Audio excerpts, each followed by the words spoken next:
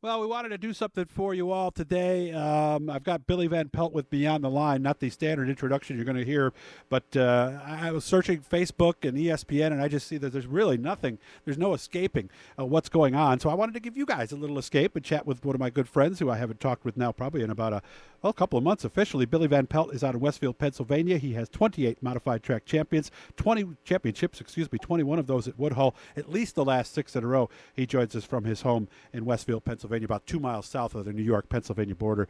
Billy, how we doing, man? Pretty good, Doug. Still working? Uh, so far we are. Hey, but you're in the medical field, right? To some degree? Yes, we make plastic components, plastic throwaway components. We make plungers and syringes and connectors, and we're making some other components too for other medical companies as well. But basically, we do a plastic injection molding. I gotcha. Okay, a lot of places do that, different types of products. Great field to be in, by the way, for the kids, right? Yes. Yeah, it's not going anywhere, is it? Mm-mm. How are things in Westfield, Pennsylvania? What is the what was everybody saying? What's the mood in your area? I think just like everywhere else, the toilet paper and hand sanitizer Right. are pretty scarce. But I think people are nervous and people are wondering what's going on. And I just keep telling people they don't want it to spread. I mean, I understand it. I've got a cousin in Italy that's going through it over there. Oh no. Well, hopefully we'll get some good news. Hopefully she's still safe. Yeah, that's not the place you want to be right now. So we just got to tough this out and all come together, regardless of anything else that's going on with us or what we think or whatever. We just got to all come together and we'll get through this, won't we, Billy? Absolutely, absolutely. We just all got to use our head and not get too upset or crazy about what the government's trying to do. So, but anyway, let's move on to racing. Exactly. That's what I was just about to do. But unlike a lot of people, you actually got to race this year, didn't you? Yes. Patrick Hoops was very gracious in letting us go to Florida and race at Alltech for the Brett Dale series. And I struggled quite a bit with his car. I thought I was going to outsmart everybody else, and I outsmarted myself.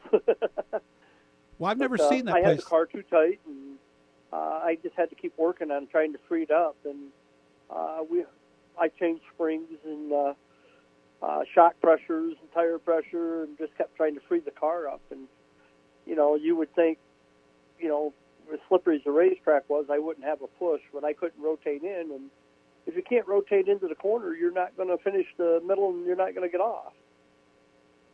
And for a guy like you who gives a lot of tips on that stuff, what finally did it, or did we ever get it better? Yes, we got it a lot better. The last night of the racing, there was 3 races down there. On the Friday night, we ran both shows. We ran the Thursday night show and the Friday night show on Friday. I missed the first show. Drove down in there, and it just wouldn't turn, and I was really struggling with it. And I adjusted on the car as quick as I could because, things move along pretty fast in those shows. And, you can't be off. And if you're off, it's just you're playing catch-up the rest of the night. And when they were running the second feature, or the first feature, I never watched. And I just kept working on the car, and I was changing springs and stuff in it because it's a coil-over car. And I got it better, and I almost won the heat on that second night, or on that second feature, or second set of races for the night. Had a lot of cautions. Anthony Frago got by me. The car was still tight getting in. I was still struggling getting into the corner, but I definitely made the car a lot better. And then the third night, I had a really strong heat. I did start up front, and the car was still giving me a little bit of trouble getting into the corner in that heat on Saturday, and I did manage to qualify and started like 19th. I made my way all the way up to ninth, Car was still going forward good. And then I had a flat tire. Because the car was still not balanced properly, I ended up wearing the tire right out. Oh, really? So it was right rear or right front? Right rear. All four tires actually were hurt. I went too soft on the right front. Okay. So that was given up, and I went to the hard tire on the right rear because I was still trying to make the car rotate in, and I should have went with the harder right front, and I think it probably would have been better. But track did take rubber, and I wore the right front down, and then I had to try to make the car turn, and I started getting real hard on the right rear, and I wore it right off to nothing. There was no tread left. Nothing. I had it right down to the canvas. Looked like a 200 lapper at Syracuse or something like that, huh? Oh, yeah.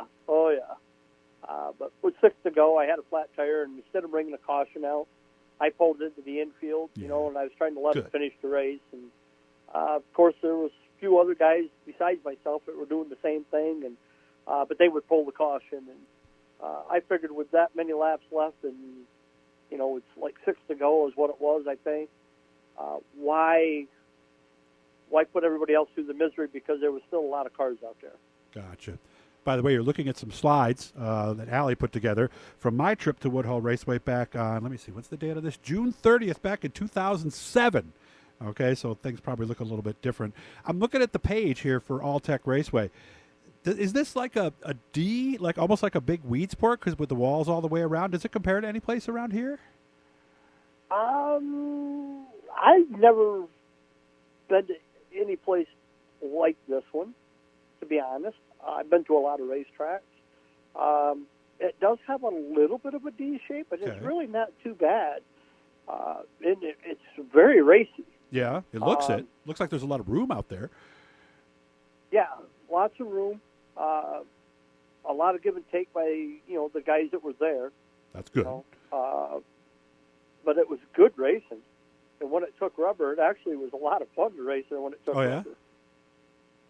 Yeah, I'm watching a late model race on there right now, like I said, just to get an idea of what's going on the track. And if you guys are looking for some stuff to watch, Billy gave me a couple good things to search for on YouTube. Of course, Elkins Video Productions is there. We don't have much there yet. But Redneck Race Chasers, I'm looking on that. Man, there's a lot of good stuff on this page, Billy. Yes, he has a ton of stuff. He chases late models and modifieds, and he does Freedom Motorsports Park.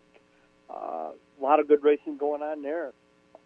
There's a lot of modified stuff there for the 2 years that we ran up there, and now they're running late models there. But another good place to go watch races when we get that opportunity. And but if right now YouTube, there's really some good stuff there that the Redneck Race Chasers have on there. And also, they got the car show there they just put that one up a day or two ago. So if you missed the car show out in the western part of the state, that's there. And you can also search Billy Van Pelt Racing. Man, this guy goes all over the place, huh? Yes. There's all kinds of neat stuff on there. There's a couple of in-car things on there. And I think there's probably one on there with when I got in Wally Wade's car there to try to straighten his car out at Woodhull, and they had late models and straight sportsmen and modifieds all out there. And oh, really? It was pretty interesting doing that one. That one was a lot of fun. Yep, some good stuff. We're splitting cars and passing cars, and you can see the smoke roll off the right front because the car was just a little tight. Yeah, a lot of good stuff, guys. So get on there, check it out. And of course, I see you got a chance to chat with Mac Mallet there just a little while ago. Yes. Mike did a thing coming to the race shops and had a sit-down chat with everybody. Well, I should say, it's what he was trying to do is, kind of pass the time in the winter. Sure. We invited him to our race shop, and really cool. Gets us out there, lets people see what we're doing, and lets them see what the race shop even looks like and what we were working on stuff. We were working on Kevin's car quite a bit. We had all the stuff pretty much for his car. We were putting it together, and then my car, we were supposed to race this weekend, and it come right down to the line before we even went to the mall show last week. Wow. For down to Elmira. We weren't completely done, but we were done enough to take it to the show. Could you race this weekend if There was a race? Or Yeah. no? You could. Okay. Yes. Good. Kevin's Yeah, car's ready too? We finished it up. We were going to get ready. Well, because we didn't know. Kevin's car's ready too? Kevin's car is all done. All I got to do is put the setup in, or Kevin's got to put the setup in. That's it. So both my car, I've got the body all back off because we were finishing everything up, but because everything got canceled, we didn't put it back on yet. But we will or would have been ready, no problem, this weekend. Good. Woodhull is only about 25 miles away from where Billy Van Pelt lives. He'll be back there this year, but there's a big change at Woodhull this year. Yes. Ted White sold the racetrack. Nikki and Terry Brewer bought the racetrack from them. And I don't see a lot of changes that happen over the winter.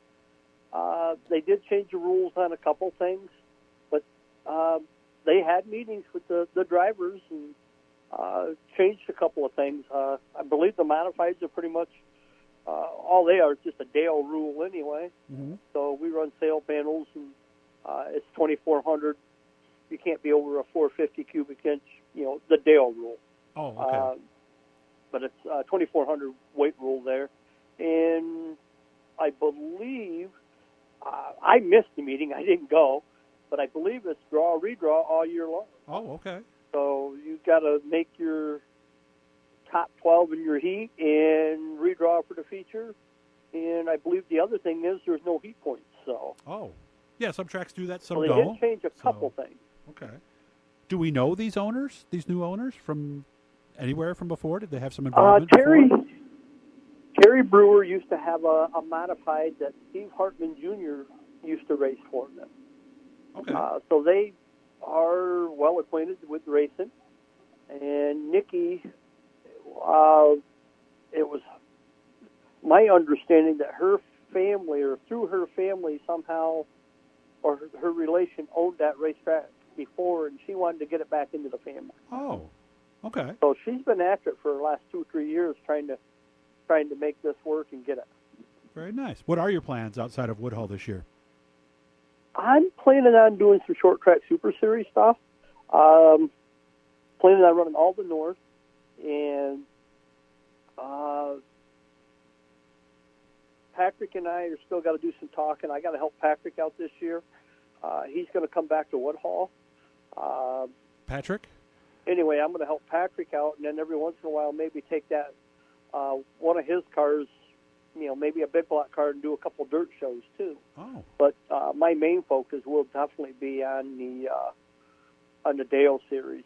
I like the Dale series rules way better than the dirt rule, and you don't have to have a big block to run against the big blocks. We do run modifieds. They're really getting carried away with not allowing the guys to do different things to the race cars. I heard lately you can't run stack springs. Mm-hmm. You only can run one spring rubber per corner. Things like that. And I know we don't have a ton of money, but a modified's a modified, and when you're running your top class, I understand why they're trying to do it. They're trying to save money, but is that the reason? Because that's one every thing I rule didn't change understand. costs money anyway. That's what I didn't understand. How do you save money by not using stack springs? Well, if you're not using stack springs, I guess you only buy one spring, not two. But they're cheap, aren't they? Yeah, they're not that expensive. I mean, you're not going to go broke, and you're not going to go broke on spring rubbers. So yeah, spring rubbers are pretty cheap, as far as I'm concerned. You can get them in and out of the springs. It's a quick adjustment at the racetrack you can do. Right. They didn't want everybody to have spring smashers, and here we are. We're at the day and age where. Is that the main thing? Okay.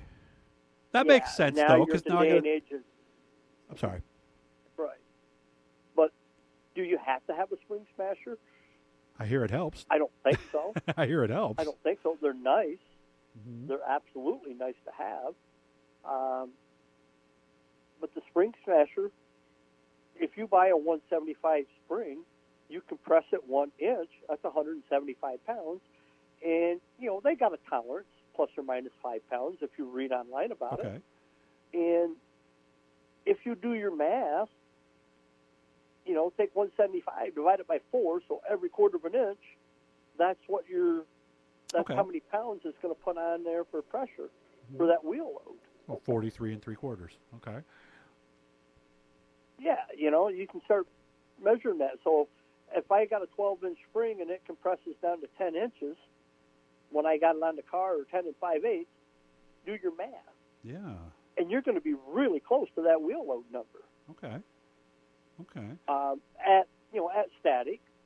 Now, where you're going to learn a lot more or understand, it's not going to tell you what you need to do for your setup, but if you have a spring smasher and you take it and you measure your center to center and you find out what that wheel load is, now I can take that shock and spring off and put another one in that spring smasher and put the same center to center and put the same wheel load and put it on the car, and it should be the same setup, other than the fact it's softer or stiffer. Now, how do the rubbers that we put in there? Is it matter that we have the rubber in, or does it matter where it is on the spring? I would imagine both, probably, right? I think it is both. Number one, you got different diameter rubbers, and where you put it in the spring is how quick it takes up. Yeah, bottom or top, basically, right? Load. Yep. So, if you put it down in the bottom, okay, it might take up quicker than it does in the center. But top or bottom, it's going to be the same. Oh, okay. So that's your only variable then, is either the top or bottom or middle. So, right. Okay. And those are you cheap, put it top, right? bottom, middle, or somewhere in that spring in there, and how quick it comes in. If you don't want it to come in as quick, I think it's the center. If you want it to come in quicker, put it in the bottom or top, I believe. Interesting. But if you can read on it and stuff, and the spring smasher is going to tell you that curve. It's going to make it a curve instead of a linear spring is what I would call it. It's going to make it a progressive spring. Or I don't really have the right word for that. I understand. It's going to show a bell curve in it, so to speak. Are we going to be looking at a point somewhere down the road where torsion bars are going to be rare? I don't know. Less common? Well, if you had to go ahead. If you had to take a guess, how many of the cars were on torsion bars down at Alltech and how many were on springs? 50-50? 60-40? I got to say probably 60%, 70% were on coilovers. Really? That much? Okay. Yeah. I think coilovers are definitely the way to go. But, they're starting to talk wheel loads and stuff like that with all this. And the guys that had the bar cars, if you sit back and think about it, a torsion bar on the left rear has more wheel load than a coilover spring. So what does that mean? That means because when you take it and wind up the torsion bar to get the car to set up at ride height, when that rear end's fully extended, it's still got load shoving down on the left rear. Okay. So I think there's more wheel load off a torsion bar on the left rear, but the nice thing is to put a coilover on the right rear. I got both coilovers, but when you sit and think about it, I like a coilover on the right rear anyway because